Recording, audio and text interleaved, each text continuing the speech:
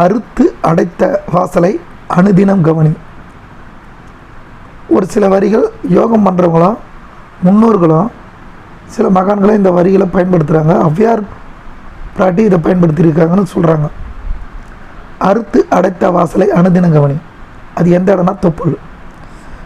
சில உருவத்தை பார்க்கலாம் நீங்கள், விநாயகர், போதி தர்மர், புத்தர் கூட பாருங்களேன் கொஞ்சம் தொப்பு இருக்கிற மாதிரி இருக்கும். ஏன்னா நீங்கள் வயிற்றில் கவனி, நாபிக மலத்தை கவனி அப்படின்னு சொல்லுவாங்க. ஏன்னா நம்மளுக்கு வயிறு அவ்வளோ முக்கியமாக இருக்குது. அம்மாவாண்ட இருந்து தாயாண்ட இருந்து நம்மளோட தொப்புள் கொடி உருவாகிருக்கு. அந்த ஜீவசக்தி, முதல்ல ஜீவசக்தி உருவானது தொப்புள் கொடி. அந்த காலத்தில் தொப்புள் கொடியை வைத்து சில மருத்துவ முறைகள்லாம் செஞ்சுருக்காங்க. அந்த இடத்துல என்னடா இருக்குன்னா அந்த இடத்த சுத்தம் பண்ணணும்.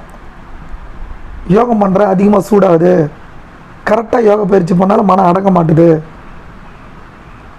சூடாகுது, உடம்பு ரொம்ப டென்ஷனாக இருக்குது, தூக்கம் வரல, வயிற்று வலி வருது அப்படின்றவங்களுக்கு இந்த பதிவு அமையும். அறுத்து அடைத்த வாசலை அனுதினம் கவனி அப்படின்னு புத்தர் கூட அந்த இடத்த கவனிச்சிருக்காருன்னு ஒரு கதை ரீதியாக இருக்குது. போதி தர்மரும் சொல்லியிருக்காருன்னு சித்த மகான்களும் நிறைய சொல்லியிருக்காங்க. அந்த இடத்துல கவனித்தாலும் மன அடங்கலை. அதுக்குன்னு யோக பயிற்சி முறைகள் இருக்குது. அதை நான் நேரடியாக தான் நான் சொல்ல முடியும், இல்லை சொல்ல முடியாது.